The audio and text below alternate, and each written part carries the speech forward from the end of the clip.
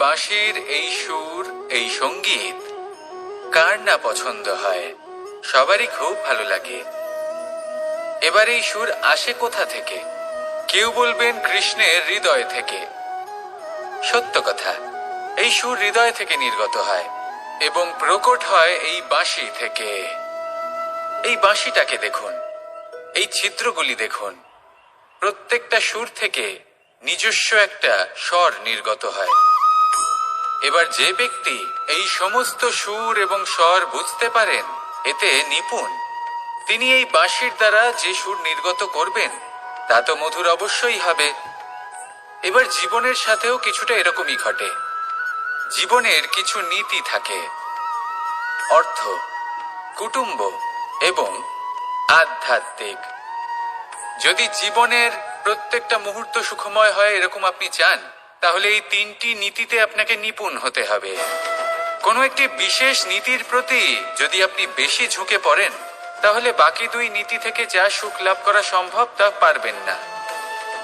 ধন অর্জন করতে হবে পরিবারের জন্য, পরিবারের সুখ মনের শান্তির জন্য, মনে শান্তির প্রয়োজন মনের শুদ্ধতার জন্য।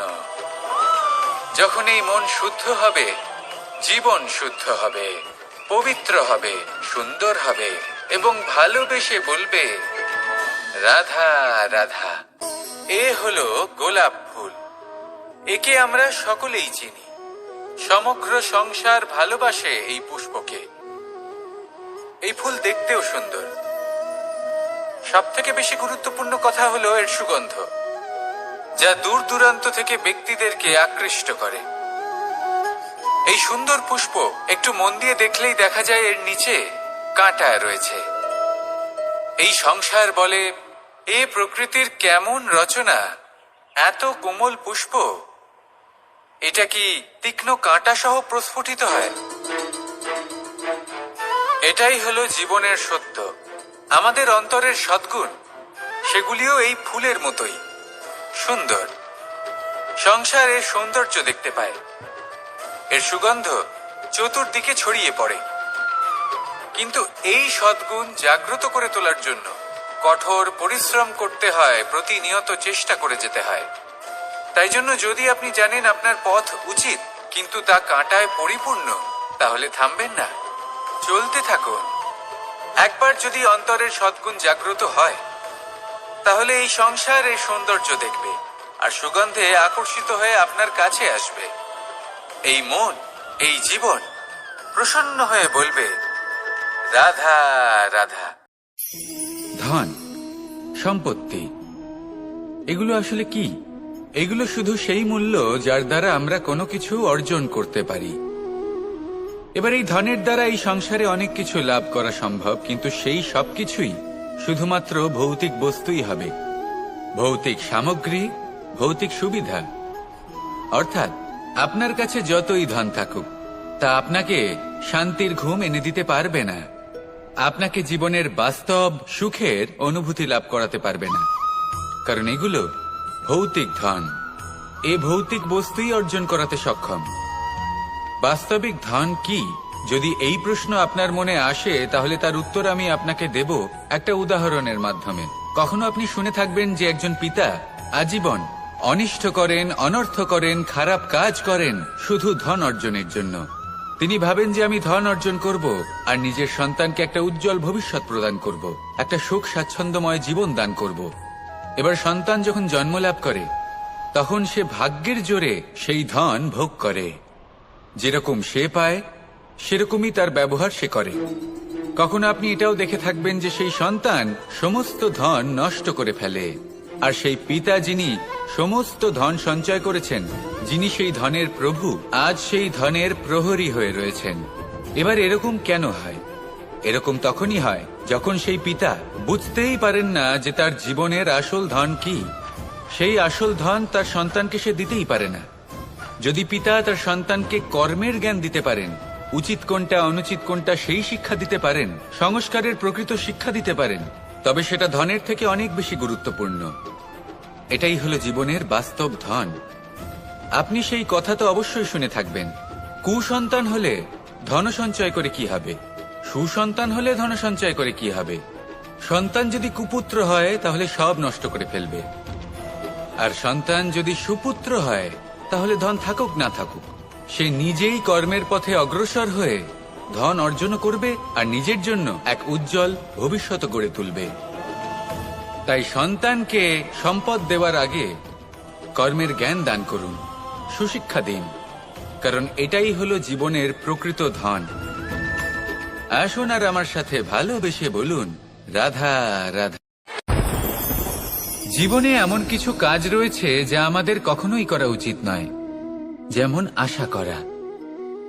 যদি আপনি আশা করেন আর আপনার আশা পূর্ণ না হয়, আপনি খুবই কষ্ট পাবেন। এবার আপনি যদি প্রতীক্ষা করেন, করতেই থাকেন, আর সেই ব্যক্তি যদি না আসে তাহলেও খুব কষ্ট পাবেন। আর হলো তুলনা। আপনি যদি তুলনা করতে যান তাহলে এটাই ভাববেন যে হয় আমি বা অন্য কোনো ব্যক্তি, এই দুজনের মধ্যে কোনো এক ব্যক্তি নিকৃষ্ট, আর এই ভাবনাটাই হলো অনুচিত। যদি আমরা কথা বলি সেই সব বিষয়ে যা আমাদের করা উচিত, যেমন পরীক্ষা, এই পরীক্ষা সবসময় আমাদের আরো সফল করে তোলে, আরো শ্রেষ্ঠ করে তোলে, আরো উৎকৃষ্ট করে তোলে। আসন্ন মহাসংগ্রামের জন্য আমাদের প্রস্তুত করে তোলে এই পরীক্ষা। তাই এই পরীক্ষার থেকে কখনোই পালাবেন না, এর সম্মুখীন হন। আর হলো কর্ম। কর্ম করা কখনোই বন্ধ করবেন না। তুলনা করার বদলে কর্ম করুন, প্রতীক্ষা করার বদলে কর্ম করুন, আর আশা করার বদলে কর্মই করুন। জীবন সফল হয়ে যাবে। দেখুন, সবার শেষে সত্যি বলতে এই কর্ম আর এই পরীক্ষা, এই দুই আমাদের জীবনকে সুখী করে তুলতে পারে। আসুন আর আমার সাথে ভালোবেসে বলুন, রাধা রাধা। মানুষ জন্মগ্রহণ করে, তার সাথে ভয়েরও জন্ম হয়। ছোটবেলা থেকেই আমাদের মনে কোনো না কোনো প্রকারের ভয় থেকেই যায়। কেউ এই বিষয়ে ভয় পায় যে তার কোনো বস্তু তার থেকে দূরে চলে যাবে, কেউ এই বিষয়ে ভয় পায় যে আমি নিজেকে হারিয়ে ফেলব, কেউ এই ভেবে ভয় পায় যে আমার প্রিয়জনেরা তারা যেন আমার থেকে দূরে না চলে যায়, কেউ এই ভেবে ভয় পায় যে আমরা যেন পথ না হারিয়ে ফেলি, আদি ইত্যাদি। কিন্তু সত্যি কথা বলতে ভেবে দেখুন, এই ভয় বাস্তবে কি? শুধুই একটা মনস্থিতি, আর কিছুই নয়। যা কিছু আপনি জীবনে পেয়েছেন তা একদিন আপনাকে হারাতে হবে। এই জীবন হলো আপনারই, কিন্তু তাও একদিন সমাপ্ত হবে। তাই ভয় পেয়ে কি লাভ? এই ভয় শুধু আপনাকে জীবন যাপন করা থেকে বাধা দিচ্ছে, আর কিচ্ছু নয়। পথ হারিয়ে ফেললেই বুঝতে পারবেন যে নতুন পথ কিভাবে বানাতে হয়। কিছু মানুষকে জীবন থেকে হারালে তবেই আপনি বুঝবেন যে আপনার আপনজনকে। এই ভয়ের কারণে ভীত হয়ে থাকবেন না। এই তারা নক্ষত্র অন্ধকারের অভাবে গুরুত্ব হারায়। শিবকেও মহাদেব হওয়ার জন্য বিষপান করতে হয়েছিল। প্রত্যেক পরিস্থিতি, প্রত্যেক সাফল্য আপনার পরীক্ষা নেবে, তাতে উত্তীর্ণ হওয়া হলো আপনার কর্ম। যখনই আপনি ভয় পাবেন বা সংকটের সম্মুখীন হবেন, তখন সাহসের সাথে তার সম্মুখীন হন। মনে রাখবেন, যে সম্মুখীন হতে জানে সাফল্য তার সাথে সবসময় থাকে। আসুন আর আমার সাথে ভালোবেসে বলুন, রাধা রাধা। বুদ্ধি এই জীবন কিভাবে বদলানো সম্ভব? কিছু মানুষ বলেন যে নিরন্তর কাজ করলে, পুরুষার্থ পালন করলে এই জীবন বদলে ফেলা সম্ভব।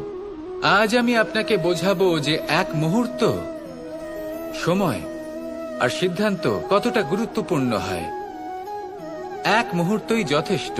একটা মুহূর্ত এত শক্তিশালী হতে পারে যে তা আপনার সমগ্র জীবন পাল্টে দিতে পারে। এমন এক সময় ছিল শ্রীরামের কাছে, যখন ওনাকে সিদ্ধান্ত নিতে হয় যে উনি নিজের পিতার আদেশ পালন করতে বনবাসে যাবেন নাকি যাবেন না। উনি সেই আদেশ পালন করেছিলেন, তারপর সময় অনুসারে উপযুক্ত সিদ্ধান্ত নিলেন। আর আজ সকলের মনে বসবাস করেন শ্রীরাম। আর অন্যদিকে আছে রাবণ। ওনার কাছে একটা সময় ছিল, একটা সুযোগ ছিল নিজের প্রারব্ধকে শুভ করে তোলার। উনি ভুল করলেন আর মৃত্যু লাভ করলেন।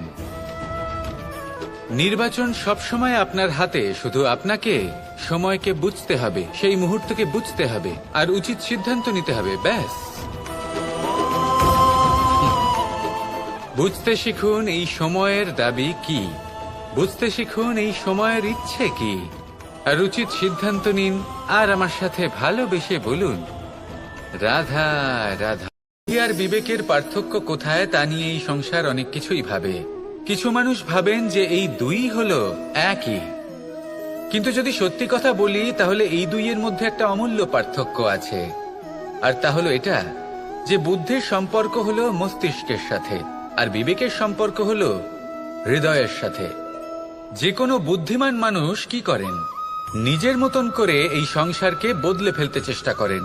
একজন বিবেকশীল মানুষ কি করেন? নিজের অন্তরকে, নিজের মনকে বদলে ফেলতে চেষ্টা করেন।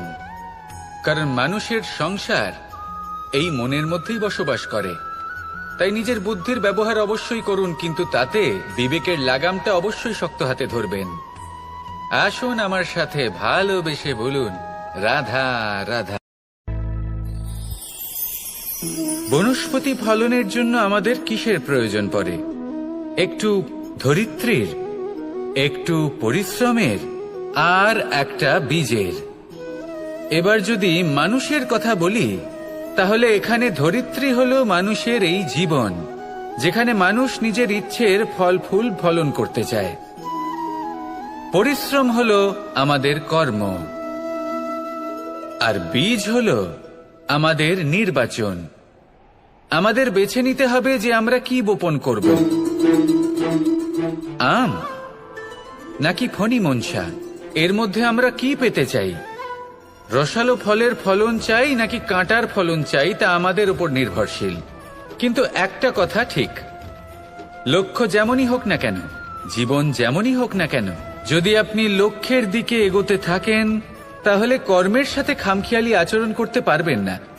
যদি আপনি এমন করেন তাহলে এটা আপনাকে একটা অনুচিত লক্ষ্যে পৌঁছে দেবে, সেটা কিন্তু নিশ্চিত। সবসময় এটা মনে রাখবেন, কর্মের সাথে খামখেয়ালি হবেন অর্থাৎ কর্মফলও আপনার সাথে খামখেয়ালি হবে। তাহলে নিষ্ঠার সাথে কর্ম করতে থাকুন আর নিজের লক্ষ্যকে প্রাপ্ত করুন। আর আমার সাথে ভালোবেসে বলুন, রাধা রাধা। পরিস্থিতি কখনো এটা ভালো থাকে, আবার কখনো মন্দ হয়ে যায়। কখনো এই পরিস্থিতি আমাদের পক্ষে থাকে, আর কখনো এই পরিস্থিতি অনুযায়ী আমাদের চলতে হয়।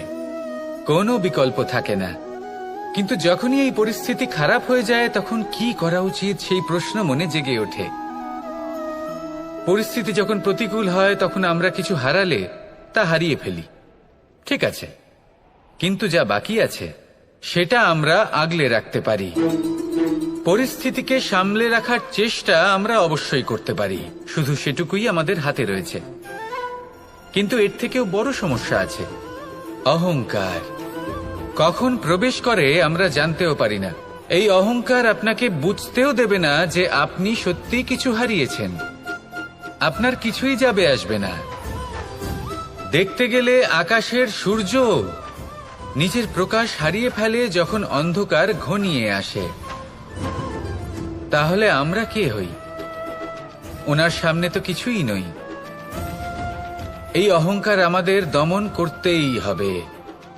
এটা বিশ্বাস করতে হবে যে এই সমগ্র সৃষ্টিতে আমরা শুধুমাত্র একটা কণা, তার থেকে বেশি আর কিছুই নয়। বিশ্বাস করতে হবে যে আমরা ততটাও বড় নই যে কখনোই কিছুই হারাবো না। এবার যেদিন এই জ্ঞান আপনি আত্মস্থ করে নিজের আচরণ পাল্টাবেন, মনে রাখবেন সেই দিনই অহংকারকে দমন করতে আপনি পথে অগ্রসর হয়ে পড়েছেন। এই অহংকারকে দমন করুন আর আমার সাথে ভালোবেসে বলুন, রাধা রাধা। অন্ধকারাচ্ছন্ন রাত্রি যদি এসে থাকে তাহলে আলোকিত প্রকাশ নিয়ে সূর্যও অবশ্যই আসে। রোগ যদি এসে থাকে তাহলে তার ওষুধও অবশ্যই আসে।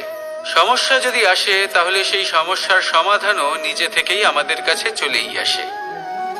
এই সংসার, এই জীবনের শুধুমাত্র একটাই নিয়ম আছে, আর তা হলো এটাই, এই সংসার হলো একটা চক্রের মতো। এতে শাশ্বত বলে কিছু নেই, নিত্য বলে কিছু নেই, আর যা কিছুই রয়েছে সব বদলাতে চলেছে।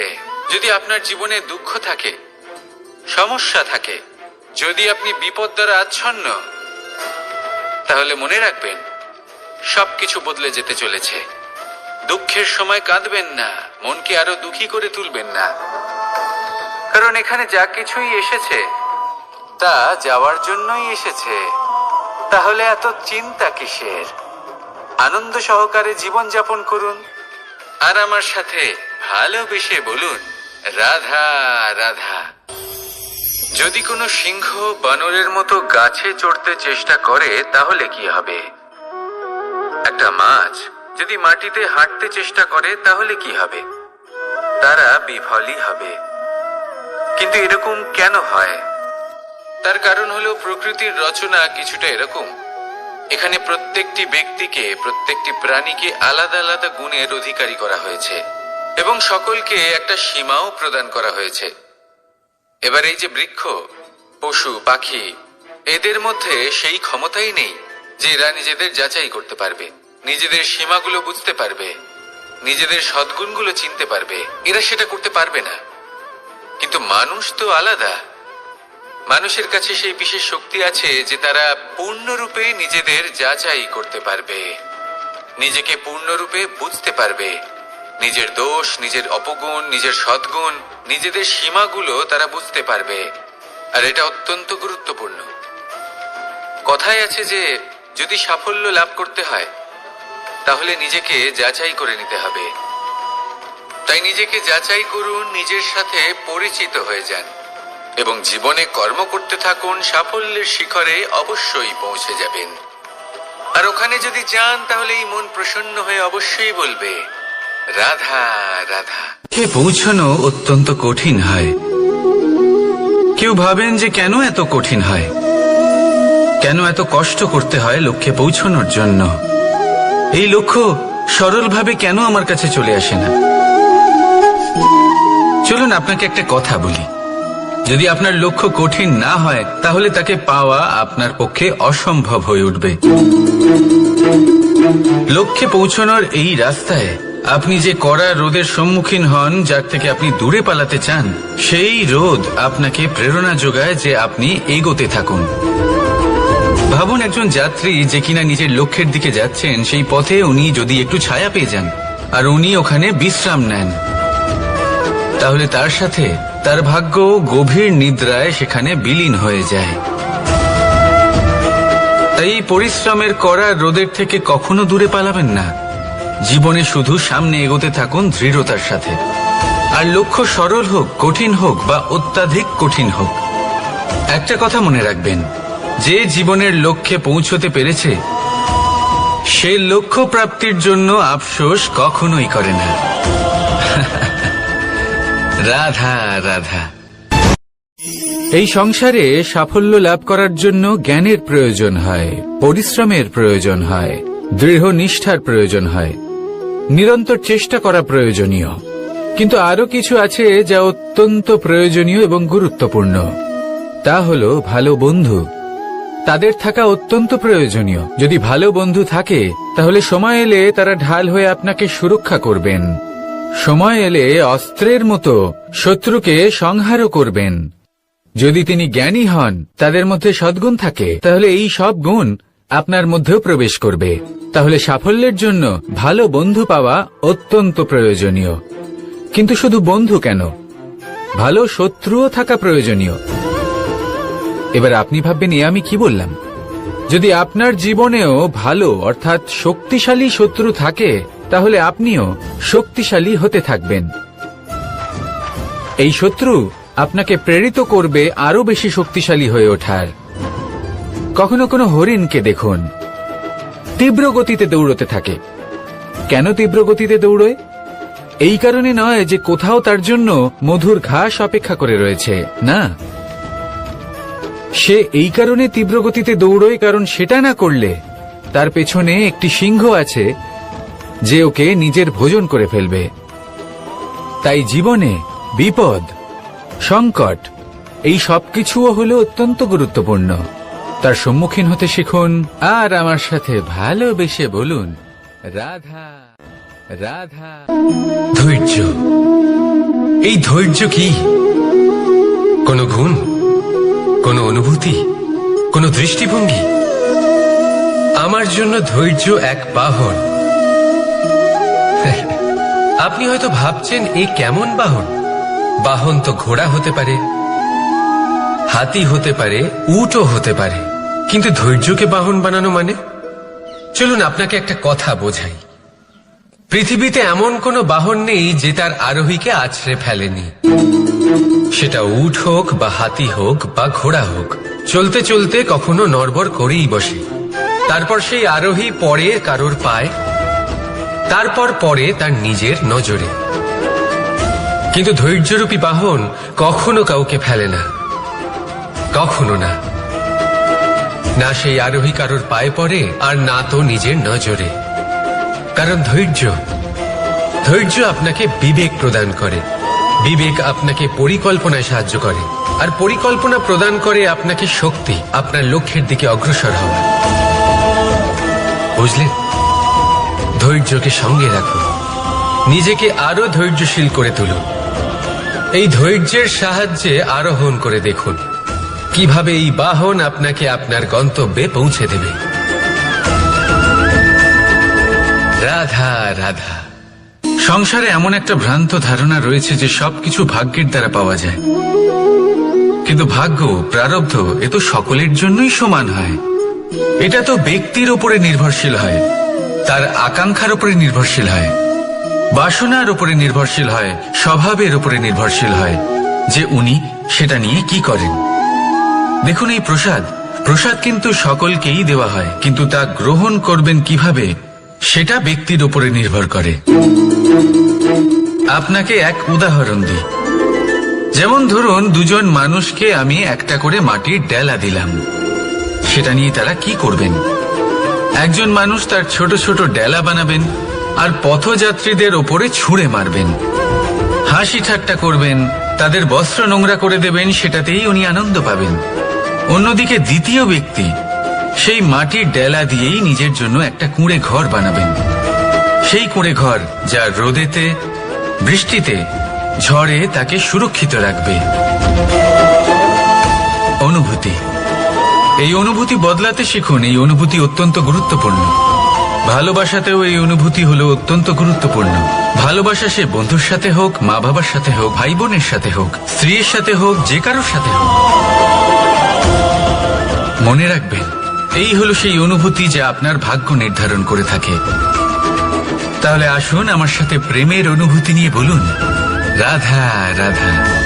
লক্ষ্য, পথ আর সাফল্য, এই তিনটেই একে অপরের সাথে জড়িত, কিন্তু অনেকবার মানুষ এদের ঠিকভাবে বুঝতে পারেন না। তারা ভাবেন যে যেরকম লক্ষ্য হবে সেরকমই পথ হবে, সেই মতোই লক্ষ্য কঠিন হলে পথ কঠিন হবে, লক্ষ্য সরল হলে পথও সরল হবে। যদি আপনাকে আসল সত্যের সাথে অবগত করাই, তাহলে দেখবেন সবকিছুই এর উল্টো। লক্ষ্য নিজের পথ বানায় না, পথ সেটাই যেটা আপনি স্বয়ং নির্বাচন করে আপনি নিজে বানান। সেই অনুসারেই আপনি আপনার লক্ষ্যে পৌঁছতে পারবেন। সেই জন্য জীবনে যখনই লক্ষ্যে পৌঁছানোর পথের বিষয়ে আপনি কোনো সিদ্ধান্ত নেবেন, তাহলে তা ভেবে চিন্তে নেবেন, কারণ এই পথ অত্যন্ত গুরুত্বপূর্ণ। পথ যদি শুভ হয়, তাহলে লক্ষ্য আপনা থেকেই শুভ হয়ে যায়। তাহলে আসুন আমার সাথে ভালোবেসে বলুন, রাধা রাধা। ভাগ্য আর কর্ম, এই দুই এমন শব্দ যাকে ঘিরে সমগ্র সংসার। কেউ বলে আমার ভাগ্যে এটা ছিল না, যা পেলে আমার জীবন অন্যরকম হতো। কেউ বলে আমার গত জন্মের কর্ম নিশ্চয়ই এমন ছিল, যে কারণে এই জন্মে এরকম ভাগ্য পেয়েছি আমি। এসব বাদ দিন আর একবার শান্ত চিত্তে ভাবুন। আপনি বুঝতে পারবেন যে ভাগ্য আর কর্ম এই দুই এই জন্মের। তফাৎ শুধুমাত্র এটাই যে যদি ভাগ্যের কথা বলা হয়, তাহলে আপনি এই ভাগ্যের থেকে যত বেশি আশা করবেন, তত বেশি নিরাশ হবেন আপনি। কারণ এই আশা আপনাকে কর্ম করা থেকে আটকায়। যদি কথা বলা হয় কর্মের, তাহলে নিজের কর্মের প্রতি যত বিশ্বাস রাখবেন, তত বেশি সফলতা আপনার কাছে আসবে। তাই একটা কথা মনে রাখবেন, ভাগ্য আপনার কর্ম নির্ধারণ করে না, কিন্তু আপনার কর্ম আপনার ভাগ্যকে অবশ্যই নির্ধারণ করে। রাধা রাধা নাম কত সাধারণ একটা বিষয়। প্রত্যেক মানুষ যে জন্ম নেয় তাকে একটা নাম দেওয়া হয়, যা সে পেয়ে থাকে তার মাতা পিতার দ্বারা, না হলে তার গুরুর দ্বারা, বা কোনো আত্মীয়ের দ্বারা, বা কোনো কাছের মানুষের দ্বারা। এই নামের সাথেই সে আস্তে আস্তে বেড়ে ওঠে। কিন্তু এটাই কি সেই নাম? এই নামই কি সবকিছু? কখনোই নয়। একটা নাম সেটা যা আপনি জন্মের সময় লাভ করেন, যে নামে আপনি কর্মের পথে অগ্রসর হন। আরও একটা নাম সেটা যা আপনি আপনার কর্মের দ্বারা অর্জন করেন, আর এই নামেই আপনাকে সবাই যুগ যুগ ধরে মনে রাখে। আপনার আসল নাম সেটা নয় যা আপনাকে জন্মের সময় দেওয়া হয়েছিল। আপনার আসল নাম সেটা যেটা আপনি আপনার কর্ম দ্বারা লাভ করেছেন, কারণ সেই লাভের পেছনে প্রচুর প্রয়াস লুকিয়ে থাকে, অনেক পরিশ্রম লুকিয়ে থাকে। কিন্তু যদি আপনি চান যে মানুষ আপনার নাম মনে রাখে, তাহলে আপনাকে কর্মের পথে অগ্রসর হতেই হবে, শুভ কর্ম করতে হবে, অনর্গল চেষ্টা করে যেতে হবে, মহান কাজ করতে হবে। আর বিশ্বাস করুন, আপনি একটা মহান নামের ফল অবশ্যই লাভ করবেন। রাধা রাধা। আমি এখানে একা এই বনে বসে আছি, বাঁশি বাজাচ্ছি। কার জন্য? কে আছেন এখানে? কেউ নেই। আমার প্রজা, আমার রাজ্য, আমার পরিবার আমার থেকে অনেক দূরে আছেন। আমি এখানে একা এই বনে বসে এই আকাশের এই রঙের, গাছের এই সব ফলের, মাটির সুবাসের আনন্দ উপভোগ করছি। কেন? আমি হলাম দ্বারকাধীশ। এমন কি রাজকীয় বা ভৌতিক সুখ রয়েছে যে আমি ওখানে পেতে পারি না? সবকিছুই পেতে পারি, তাও এখানে বনে একা বসে আছি। কোন সুখ খুঁজে চলেছি? একা থাকার সুখ। আমরা প্রত্যেকদিন অনেক মানুষের সাথে, চিন্তাধারার সাথে, কর্মের সাথে, পরিস্থিতির সাথে, সুখ দুঃখের দ্বারা বেষ্টিত থাকি। জীবনের এই চক্রে আমরা জড়িয়ে পড়তে থাকি। যতই আমরা এই সমস্যার সমাধান করি, আমরা ততই এতে জড়িয়ে পড়ি। আমরা এতটাই জড়িয়ে পড়ি যে যখন আমরা আয়নায় নিজেদের দেখি, তখন আমরা নিজেদের চিনতেই পারি না। এমন মনে হয় যেন আমরা নিজেদের হারিয়ে ফেলেছি। সেই জন্য প্রত্যেক দিন আপনি কিছু সময় নিজের সাথে কাটান একান্তে। এটা অত্যন্ত আবশ্যক। নিজের অস্তিত্বের গভীরে গিয়ে দেখতে শিখুন, নিজেকে বুঝুন। অদ্ভুত শান্তির অনুভূতি হবে। যেমন এই বায়ু, এই বৃক্ষ, এই পুষ্প, এই নিসর্গ, এদের মতো আপনিও কখনো একলা হতে শিখুন। কখনো নিসর্গের একটা অংশ হয়ে দেখুন। এই মন প্রসন্ন হয়ে বলবে, রাধা। একবার একটা শেয়াল বনে বিচরণ করছিল। ও একটা ছোট্ট শাবক দেখতে পেল। ও ভাবলো, আজ একেই আমি খাবার হিসেবে গ্রহণ করব। আশেপাশে দেখলো কেউ দেখছে না তো, কেউ ছিল না। আর সেই শাবকের ওপর আক্রমণ করলো, যা হলো একটা ঘোর অপরাধ। বনের নিয়ম অনুসারে আপনি কখনোই শাবকের ওপর আক্রমণ করতে পারেন না। তারপর এই খবরটা যখন রাজা সিংহ জানতে পারলেন, সভার আয়োজন করলেন। কিন্তু সেখানে শেয়াল বলল, আমি তো এরকম কিছু করিনি। কিন্তু যদি আপনি এরকম বলেন, কোনো প্রমাণ দিন, এর কোনো সাক্ষী আছে? তখন রাজা সিংহ পেঁচাকে ডেকে পাঠালেন, যে সেই মুহূর্তে বৃক্ষের শাখার ওপর বসেছিল। সে সব কিছু দেখেছিল। পেঁচা সব সত্যি কথা বলল, আর শেয়ালকে মৃত্যুদণ্ড দেয়া হলো। এবার এই কাহিনী আমি আপনাকে কেন শোনালাম? কারণ মানুষও কখনো কখনো এরকম কর্ম করেন যা শিয়াল করেছে। এটা ভাবেন কেউ দেখছে না, যখন আমি অনুচিত কর্ম করতেই পারি। কিন্তু না, আপনি যাই করুন না কেন, কেউ না কেউ অবশ্যই তা দেখছে। কোনো ব্যক্তি না হলেও কোনো প্রাণী, না হলে কোনো যক্ষ বা দেব বা প্রেত। যদি এনারা কেউ না দেখেন, তাহলে ধরিত্রী মাতা দেখেন যেখানে দাঁড়িয়ে আপনি সেই কর্ম করছেন, তাই না? তাই একটা কথা সবসময় মনে রাখবেন, কে দেখছেন কে দেখছেন না সেই বিষয়ে ভাবা ছেড়ে দিন। এটা খুব সহজ কথা। আপনি যদি উচিত কর্ম করেন উচিত ফল পাবেন, যদি অনুচিত কর্ম করেন তাহলে আপনি অনুচিত ফল অবশ্যই পাবেন। সেই জন্য উচিত পথে চলতে থাকুন, উচিত কর্ম করতে থাকুন, আর আমার সাথে ভালোবেসে বলুন রাধা রাধা। বাহ, পুষ্পের সুবাস আমার খুব ভালো লাগে। অত্যন্ত সুন্দর হয় এই পুষ্প। এইভাবে চারিদিকে পুষ্প দেখে মন আনন্দিত হয়ে ওঠে। এবার আপনারা ভেবে দেখুন, আমার চারিদিকে পুষ্প নয় আগুন আছে, তাহলে কি হবে? আমার শরীর কি জ্বলে যাবে না? অবশ্যই জ্বলবে। শরীরকে কি আগুনের তাপ সহ্য করতে হবে না? অবশ্যই সহ্য করতে হবে। এটাই হলো প্রকৃতির নিয়ম। এই নিয়ম কিন্তু আমরা সবাই জানি, কিন্তু আমাদের মধ্যে বেশিরভাগ মানুষ এই বিভ্রান্তি নিয়ে বাঁচি যে এই যে প্রকৃতির নিয়ম তা আমার ওপর প্রযোজ্য নয়। তা কিন্তু নয়। আমাদের চতুর্দিকে এই যে নিসর্গ রয়েছে, আমরা তার কতটা ক্ষতি করি সেটা একবার ভেবে দেখুন। আমরা বনাঞ্চল জ্বালিয়ে দিই, বায়ু দূষিত করি, জল দূষিত করি, প্রাণীদের হত্যা আমরা করি। কেন? এই নিসর্গ আমরা নষ্ট করি, যদিও আমরা জানি যে আমরাও হলাম এই নিসর্গেরই অংশ। এবার দেখুন, শরীরের কোনো অংশে যদি আগুন ধরান, আস্তে আস্তে সমস্ত শরীরও জ্বলে যাবে। সেইভাবেই নিসর্গ যদি নষ্ট হয়ে যায়, তাহলে মনুষ্য জাতিও নষ্ট হয়ে যাবে। তাই এই যে নিসর্গ আপনি দেখছেন, এই পুষ্প, এই বৃক্ষ, বায়ু, জল, এদের সকলকে রক্ষা করুন, নষ্ট নয়। মনে রাখবেন, যদি নিসর্গ থাকে মানুষ থাকবে, যদি নিসর্গ থাকে তাহলেই জীবন থাকবে। আসুন আমার সাথে ভালোবেসে বলুন রাধা রাধা। কারই না পছন্দ বলুন তো? অত্যন্ত সুস্বাদু হয় এই মধু, মিষ্টি খেতে হয় এবং তা শক্তিও প্রদান করে। এবং প্রত্যেকটি মিষ্টি পদার্থের মতোই এতেও খুব তাড়াতাড়ি পিঁপড়ে ধরে যায়।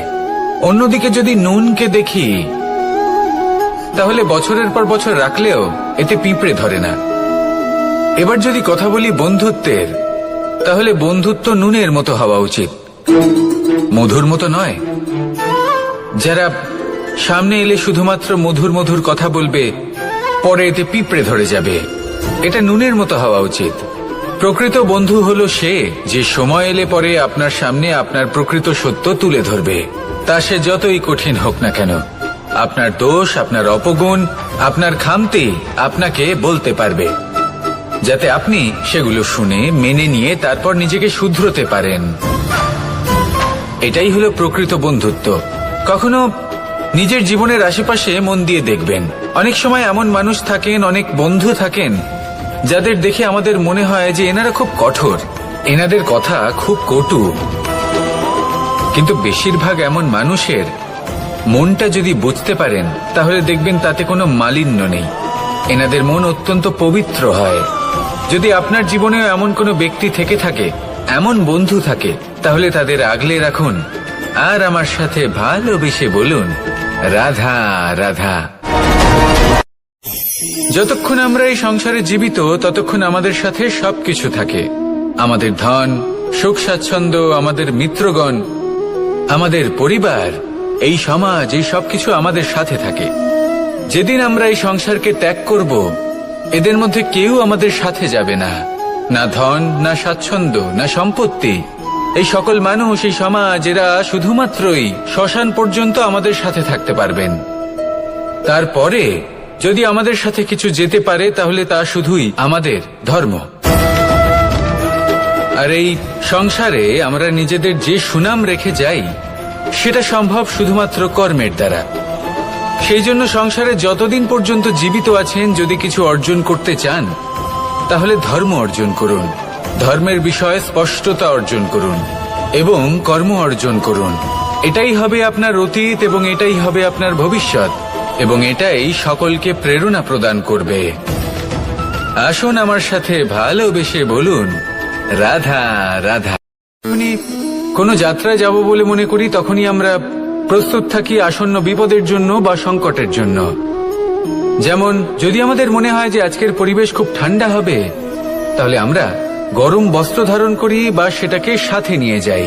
যদি মনে হয় যে বৃষ্টি হতে পারে বা বৃষ্টি হয়ে চলেছে, আমরা দেখছি, তাহলে আমরা একটা ছাতা সাথে নিয়ে নিই। আমরা প্রস্তুত থাকতে চাই এবং এটাই উচিত, এবং সেই কারণেই আমরা যাত্রায় সাফল্য লাভ করি। কিন্তু যদি আমরা কথা বলি জীবনযাত্রা নিয়ে, যা কিনা সব থেকে বেশি গুরুত্বপূর্ণ, তাহলে তার জন্য আমরা পূর্ণরূপে প্রস্তুত থাকি না। আশেপাশের মানুষ, এই সমাজ, আমাদের সাথী, আমাদের মিত্ররা যে কোনো মুহূর্তে বদলে যেতে পারেন। সেই জন্য আমরা নিজেদেরকে কখনো সাবধান করি না, কখনোই নিজেদের প্রস্তুত করি না। আমাদের এটা কখনোই মনে হয় না যে এরকম হতে পারে, আর সেই কারণেই শেষে গিয়ে আমরা অত্যন্ত দুঃখ পাই। একটা অমূল্য শিক্ষা আছে যেটা আমাদের লাভ করা উচিত। সতর্ক থাকা উচিত। এই জীবনযাত্রার জন্য শুধুমাত্র এই পরিবেশের বিষয়ে তথ্য সংগ্রহ করা বা তাকে অনুমান করা, এটুকু হলেই চলবে না। আমাদের আশেপাশের মানুষজনকে দেখতে হবে, তাদের স্বভাব পরিস্থিতির ওপর নজর রাখতে হবে। যখন তারা রং পাল্টাচ্ছেন, নজর রাখতে হবে, তা অত্যন্ত আবশ্যক। পরিবর্তন আপনার জীবনে অবশ্যম্ভাবী। সঠিকভাবে তার সম্মুখীন হন। আসুন আমার সাথে ভালোবেসে বলুন, রাধা। এই সংসারের সব থেকে বড় সুখ কি? কেউ বলবেন নিজের লক্ষ্য প্রাপ্ত করা, কেউ বলবেন ধন উপার্জন করা, কেউ বলবেন নিদ্রাই সব থেকে বড় সুখ, কেউ বলবেন রাজ্য লাভ করা, আবার কেউ বলবেন মাতার হাত থেকে খাবার খাওয়া, আদি ইত্যাদি। কিন্তু যদি সত্যি কথা বলি, এই সংসারের সব থেকে বড় সুখ হল সেবা করা। কখনো কাউকে সেবা করে দেখুন। এই সেবা দ্বারা অন্য কোনো মানুষের আশীর্বাদ লাভ করাতেই সুখ রয়েছে। আপনার সেবা ভাব দ্বারা যখন কোনো মানুষ নিজের অন্তরাত্মা থেকে আপনাকে আশীর্বাদ করে, তার থেকে বড় সুখ আর কিছুই নেই। কারণ প্রত্যেক মানুষের মধ্যে ঈশ্বর বাস করেন। নরের সেবাই হল নারায়ণের সেবা। নিষ্কাম সেবা করাই হল সব থেকে বড় সুখ। তাই নিজের অন্তরে সেবার এই ভাব জাগ্রত করুন। যে সুখের কথা আমি বলছি, সেই সুখ অনুভব করেই দেখুন। এই মন সুপ্রসন্ন হয়ে বলবে, রাধা রাধা। বাহ, পুষ্পের সুবাস আমার খুব ভালো লাগে। অত্যন্ত সুন্দর হয় এই পুষ্প। এইভাবে চারিদিকে পুষ্প দেখে মন আনন্দিত হয়ে ওঠে। এবার আপনারা ভেবে দেখুন, আমার চারিদিকে পুষ্প নয়, আগুন আছে। তাহলে কি হবে? আমার শরীর কি জ্বলে যাবে না? অবশ্যই জ্বলবে। শরীরকে কি আগুনের তাপ সহ্য করতে হবে না? অবশ্যই সহ্য করতে হবে। এটাই হলো প্রকৃতির নিয়ম। এই নিয়ম কিন্তু আমরা সবাই জানি, কিন্তু আমাদের মধ্যে বেশিরভাগ মানুষ এই বিভ্রান্তি নিয়ে বাঁচি যে এই যে প্রকৃতির নিয়ম, তা আমার ওপর প্রযোজ্য নয়। তা কিন্তু নয়। আমাদের চতুর্দিকে এই যে নিসর্গ রয়েছে, আমরা তার কতটা ক্ষতি করি সেটা একবার ভেবে দেখুন। আমরা বনাঞ্চল জ্বালিয়ে দিই, বায়ু দূষিত করি, জল দূষিত করি, প্রাণীদের হত্যা আমরা করি। কেন? এই নিসর্গ আমরা নষ্ট করি, যদিও আমরা জানি যে আমরাও হলাম এই নিসর্গেরই অংশ। এবার দেখুন, শরীরের কোনো অংশে যদি আগুন ধরান, আস্তে আস্তে সমস্ত শরীরও জ্বলে যাবে।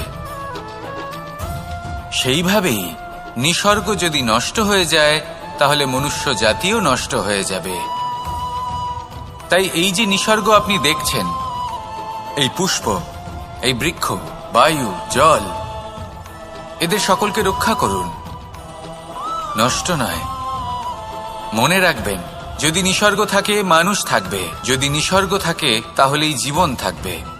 আসুন আমার সাথে ভালোবেসে বলুন, রাধা রাধা।